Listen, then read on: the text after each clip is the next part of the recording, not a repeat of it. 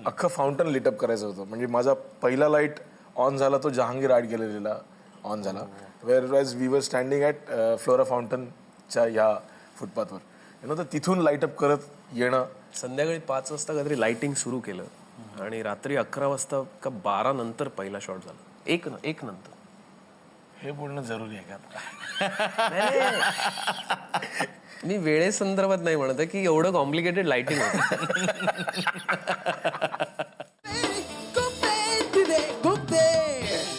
निशी, या सेगमेंटमध्ये आम्ही आमचं खुपणं तुमच्याविषयीचं मांडतो.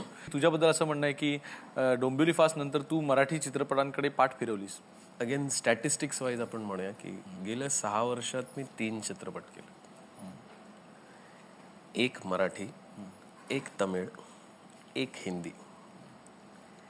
तर पाठ फिरवायला समजा मी 10 हिंदी चित्रपट केले किंवा 5 तमिळ चित्रपट केले आणि तरीही मराठी चित्रपट केला नाही, तर मग मी हा आरोप पूर्णपणे मान्य करीन. तेव्हा तुम्ही कायम पोलीस आणि रक्तपात आणि असे चित्रपट का बनवले, असाच विचार का करता? कुठेतरी हा थोडासा आरोप मला मान्यही आहे त्या बाबतीत, की काय माहीत नाही, कर्मधर्म संयोगाने म्हणा, कशामुळे म्हणा, पण इन्क्लुडिंग माय टेलिव्हिजन डेज, टेलिव्हिजनच्या दिवसात पण मी पोलिसांवरती 3 वेगवेगळ्या मालिका केल्या. त्यानंतर चित्रपटात इनफॅक्ट 3ही, आता हा जो पुढचा चित्रपट मी करतोय त्यातही मुख्य व्यक्तिरेखा ही पोलीसवाल्याचीच आहे. एक त्याचं कारण हे असेल, मी लहानाचा मोठा झालो तेव्हा माझ्या बाजूला म्हणजे 2 गल्ल्या सोडून पोलीस कॉलनी होती, ताडदेव पोलीस कॉलनी. तर माझे अनेक बालपणीचे मित्र ताडदेव पोलीस कॉलनीचे. तर त्याचाही एक प्रभाव असू शकेल, म्हणजे अननोईंगली ज्याला आपण म्हणतो ना. पण हो, पण आता मी करतोय की ज्याच्यामध्ये 5 गाणी आहेत, लव्ह स्टोरी आहेत. क्या बात आहे. मी बराच वेळ थांबलो होतो की बोलेन हा बोलत होता म्हणून.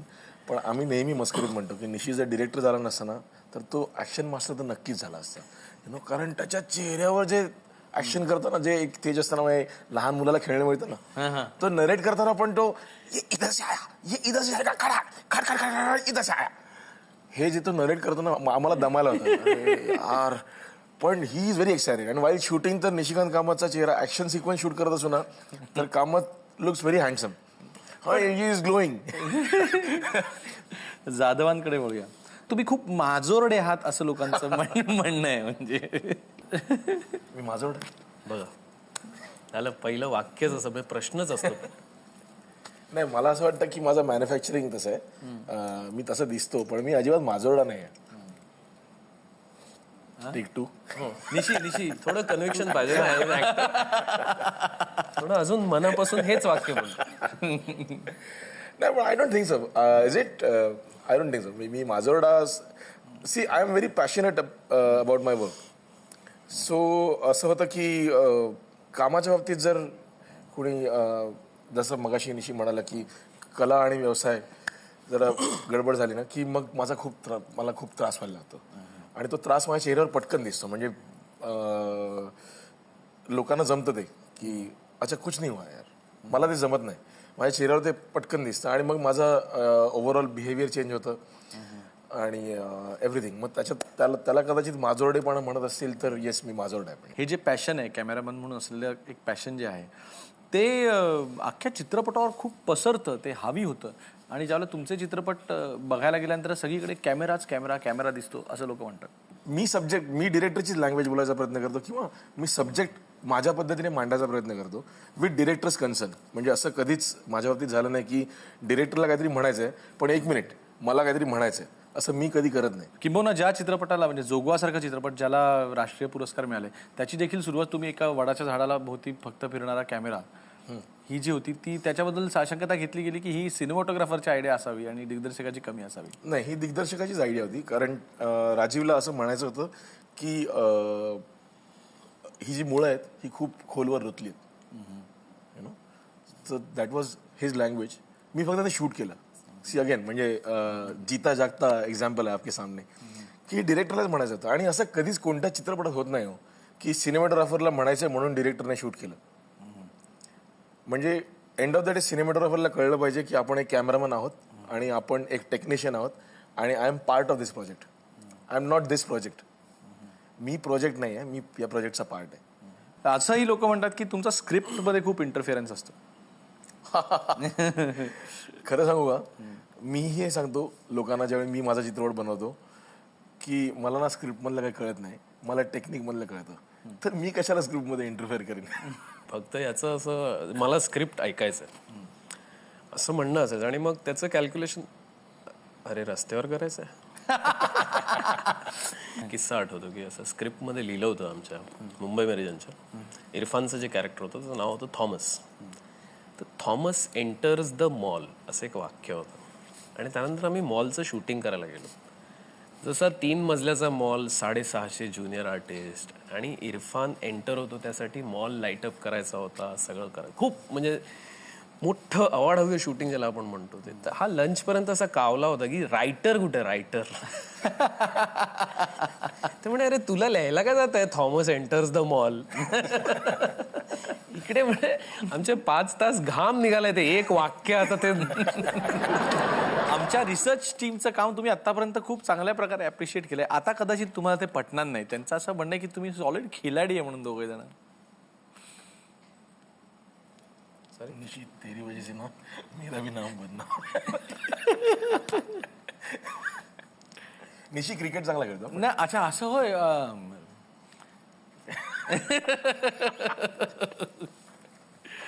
माझा प्रॉब्लेम काय माहिती आहे का, की इंडस्ट्रीत जी मुलगी येते ना नवीन, ती सगळ्यांना हॅलो निशी सर, हॅलो अवधूत सर, आणि ती माझ्याकडे आली ना हॅलो संजू दादा अशी.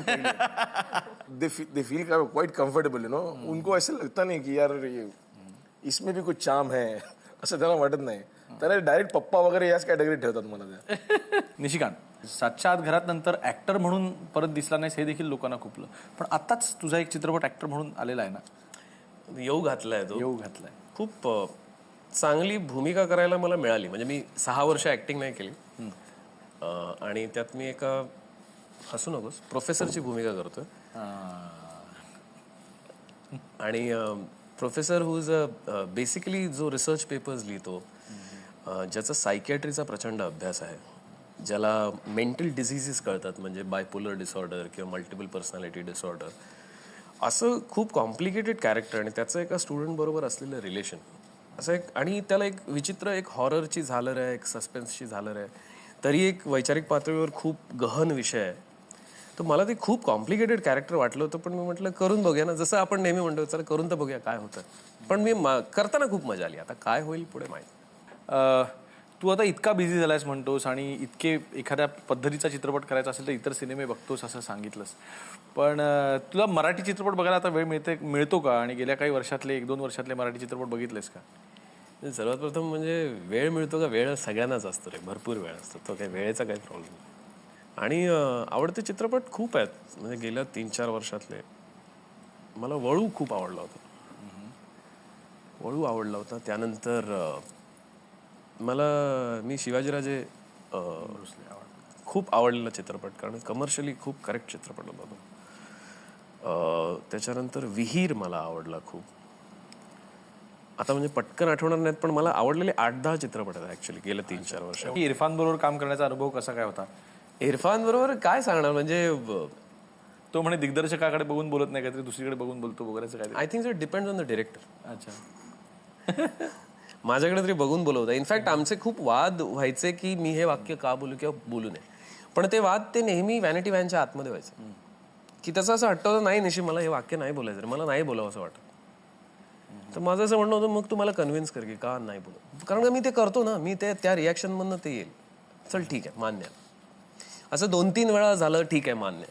मग एक सीन होता ज्याच्यामध्ये तो टीव्हीवरती बघतो आणि रडायला लागतो स्वतःचं, म्हणजे त्यांनी फोन केला आणि त्यामुळे मॉलमध्ये पोलीस आलेत वगैरे, ते बघून त्याला फार गिल्टी वाटतं आणि तो रडायला लागतो. तर त्याचं असं म्हणणं होतं की मी नाही रडणार रे, मला नाही रडावं असं वाटतं. तर तेव्हा माझं कन्व्हिक्शन होतं की नाही तू समज, माझ्या कन्व्हिक्शननी कर की तू रडशील हे चांगलं दिस. त्याचं असं म्हणणं होतं की मी कसा रडेन, रडणारं कॅरेक्टर. म्हटलं मी सांगतो तू रड, बाकी आता सगळं विसर की तुझं कॅरेक्टर काय, माझ्या कन्व्हिक्शननी जा आणि तू रड. आणि finally that work the most for him. म्हणजे I am not trying to take credit, but it was a very friendly banter की कधी त्याचं मी ऐकायचो, कधी माझं तो ऐकायचा. But it was a great, but fantastic actor आहे, सुपर आहे, फॅन्टास्टिक ऍक्टर. आणि कधी फ्रेम मध्ये काय करेल हो हो कॅमेरामॅनसाठी तर सत्व परीक्षा. तो कधी काय करेल, एक तर तो रिहर्सल फार कमी करतो, रिहर्सलमध्ये फार फार कमी काहीतरी करायचा प्रयत्न करतो. तो खूप टेंटेटिव्ह असतो ऑलवेज, आणि टेकमध्ये तो काहीतरी वेगळाच करतो. तो 3 फूट पुढे जातो, 3 फूट मागे जातो, लाईट सोडून जातो. तर इनिशियली मला कळलं नाही, आणि आय वॉज ॲक्च्युली एक्सायटेड त्याला भेटण्याआधी की अरे मैं इरफान के साथ काम करने वाला हूँ. आणि त्याच्यानंतर त्याचे हे सगळं बघितल्यानंतर 2 दिवसात मी खूप अपसेट झालो, मी क्यों काम करणार त्याच्यात. पण त्याच्यानंतर मी रशेस बघितले त्याचे, आणि हा ना आय वॉज मेस्मराइज, म्हणजे आईला काय काम करतो, मॅजिकल मॅजिक मॅजिक. इनफॅक्ट तो म्हणजे शेवटचा जो ज्या वेळेला तू त्या टॅक्सीत बसताना त्यांना बघतो आणि स्वतः जाऊन त्यांना एक फूल देतो. किती गोड शूट केलंस, म्हणजे निशिकांत कमाल आहे. यांनी शूट केलं. जाधव, तुम्हाला मराठी इंडस्ट्रीमधलं तुमचं काम सोडून कुठल्या दुसऱ्या सिनेमॅटोग्राफरचं काम आवडतं? संजय मेमाणे, मला त्याचं काम खूप आवडतं. आता के बीर साहेबांनी पण एक पिक्चर केला हुप्पा हुया, थँक्स, त्यांनी मराठी चित्रपट केला. पण मला मेमाण्याचं काम खूप आवडतं, संजय मेमाण्याचं. तुम्हाला चेकमेटच्या रिलीज नंतर थोडंसं डिप्रेशन आलं होतं असं ऐकी बात आहे. रिलीजच्या आधी जास्त डिप्रेशन आलं होतं. हा, रिलीज नंतर बऱ्यापैकी डिप्रेस्ड होतो मी. कारण कसं असतं ना, स्वप्न असतात आपली. मला असं वाटलं होतं की चेकमेट झाला की त्याच्यानंतर Sanjay Jadhav is wanted everywhere, पण तसं काही झालं नाही. चेकमेट तसा बॉक्स ऑफिसवर फारसा चालला नाही.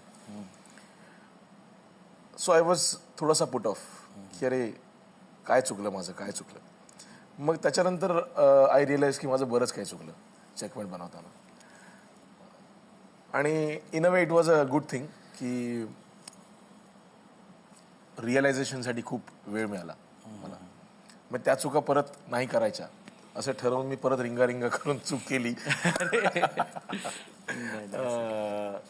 पण ऑफकोर्स मग चेकमेटमध्ये केलेल्या चुका मी रिंगामध्ये नाही केल्या, मी रिंगामध्ये परत नवीन चुका केल्या.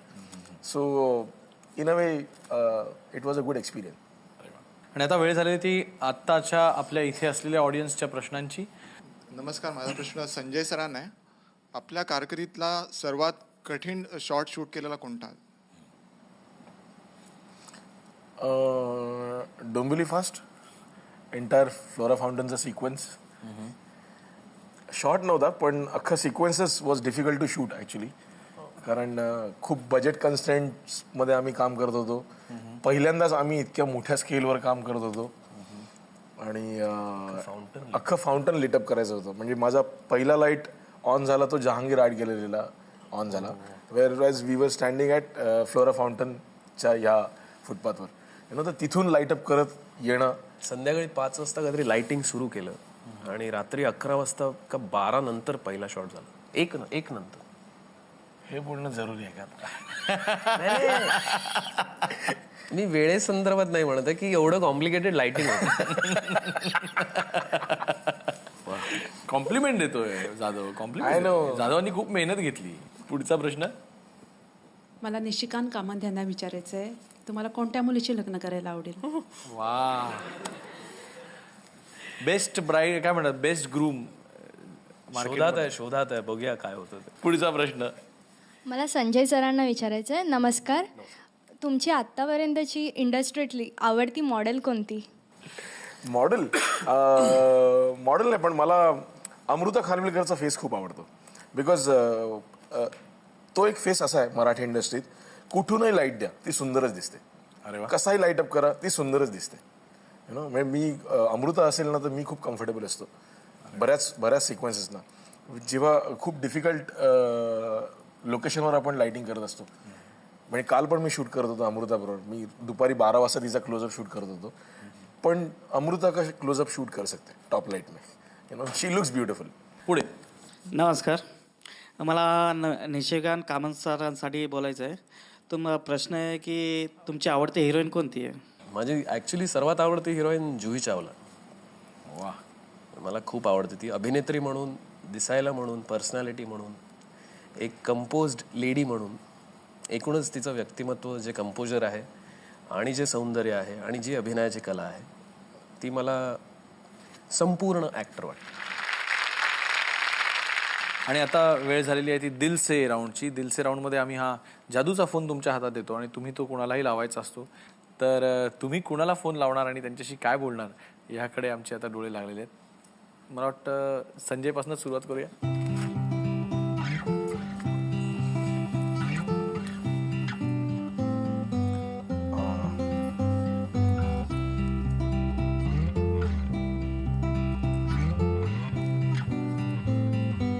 मला अमित पवारशी बोलायचं आहे. अरे हेलो अमित, कुछ नहीं यार, तेरी याद आ रही है इसलिए फोन किया. आता मी आलो गुप्ते तिथे गुप्तेच्या सेटवर आणि आपलं गाणं लागलं होतं बायगो बायगो. आणि अवधूत म्हणाला 650 कट्स आणि मला आठवलं ते हॉस्पिटलमध्ये जायच्या आधी मी तुला म्हटलं होतं 650 कट्स ठेवले म्हणून 600 शुगर झाली तुझी. 100 कट्स ठेवले असतेस तर बरं झालं असतं.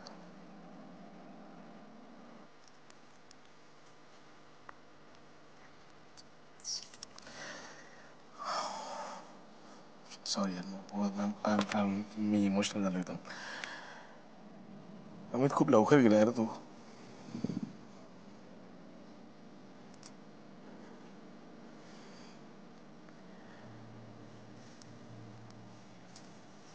निशी एकत्र आहोत.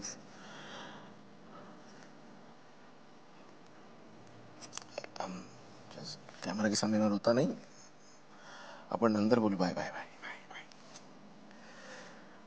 Crazy man, I started crying.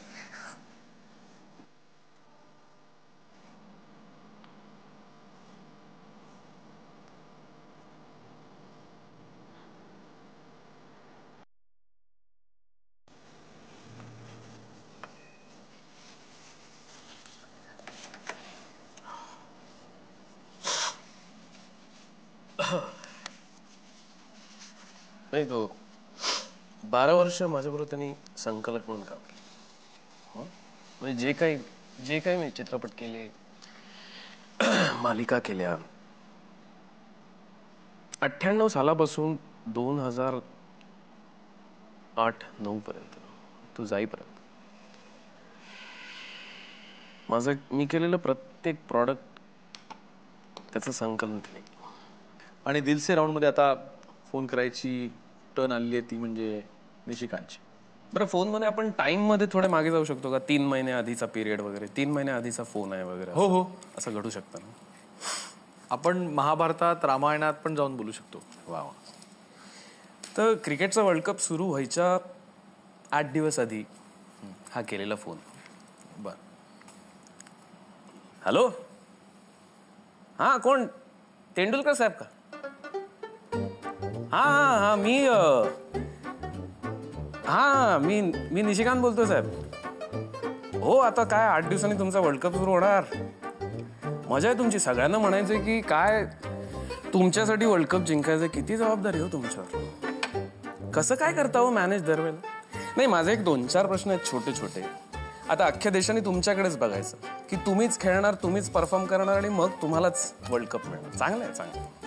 नाही, माझा दुसरा महत्वाचा मुद्दा काय आहे जो मला नेहमी असा खुपतो की तुम्ही असे अगदी जोर लावून 150, 150 असे रन वगैरे करता आणि मग समोरच्याची बॅटिंग येते आणि आपले गोलंदाज कधी कधी सुमार गोलंदाजी करतात. तेव्हा तुम्ही असे मिड विकेटवर उभे असता. मग 3 काहीतरी फिल्डर कॅच सोडतात आणि मग तुम्ही 2 रननी वगैरे मॅच हरता. पण तरी तुम्ही पुढच्या मॅचमध्ये जाऊन त्याच जोमाने 250 कसे करता हो? कळत नाही हो मला. आणि माझा सलाम आहे साहेब तुम्हाला. आणि वर्ल्ड कप जिंकणार, मला तर वाटतं वर्ल्ड कप जिंकणार. कारण का किती म्हटलं तरी ही प्रकृतीची रचना आहे की तुम्ही एवढं दिलंय की आता परत द्यायची वेळ आहे. ठेवतो साहेब.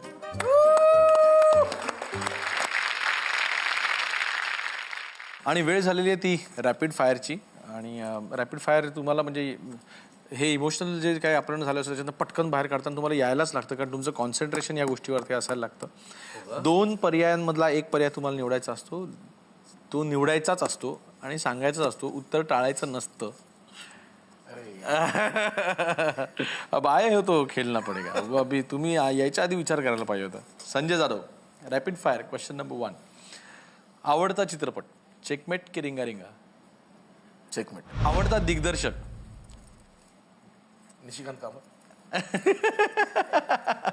निशिकांत कामत का राजू पाटील? निशिकांत कामत. आवडता ऍक्टर, अंकुश चौधरी का सचिन खेडेकर? अंकुश चौधरी. आवडती ऍक्ट्रेस, सीनियर सोनाली कुलकर्णी की सोनाली खरे? सिनियर सोनाली कुलकर्णी. आवडता गोड पदार्थ, काजू कतली की बुंदीचा laddu? Very difficult question. Very difficult question. पण काजू कतली 51%. हा. 51%. पण मला बुंदीचा लाडू पण आवडतो. आणि नाव निशिकांत, इट्स युअर टर्न नाव. आवडता सिनेमॅटोग्राफर, महेश लिमये की संजय जाधव? संजय जाधव. आवडता लेखक, संजय पवार की जयंत पवार? संजय पवार. आवडता दिग्दर्शक, अंकुश चौधरी का संजय जाधव? ऑप्शनच गडबड आहे.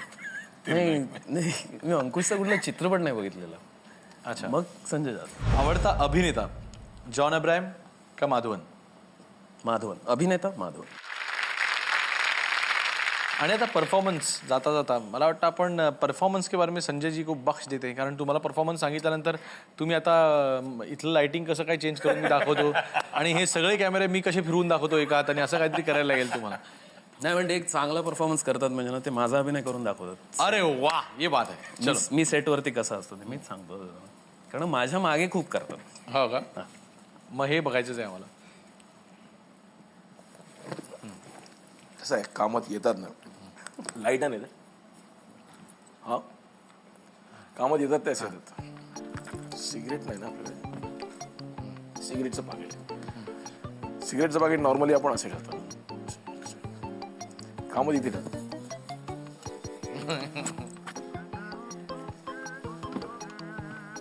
से good morning. Good morning sir. अरे हाय, काय खबर?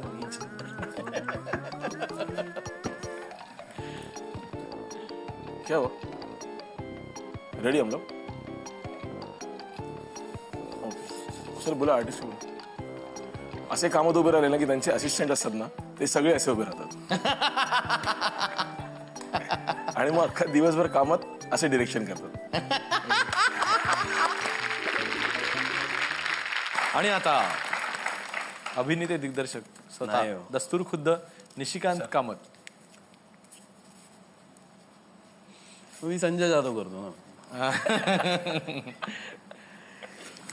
संजय जाधव एकतर अपिअरन्स आत्ताचं सोडून द्या, बरमुडा किंवा अशी लूज पॅन्ट, खाली शूज, टी शर्ट, आणि सकाळी येतात तेव्हा असे एकतर असे असतात, अरे दादा.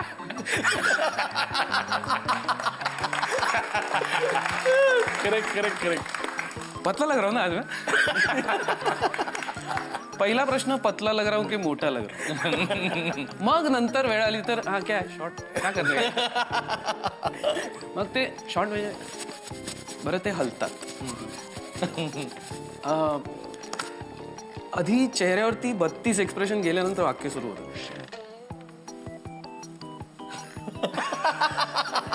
बोल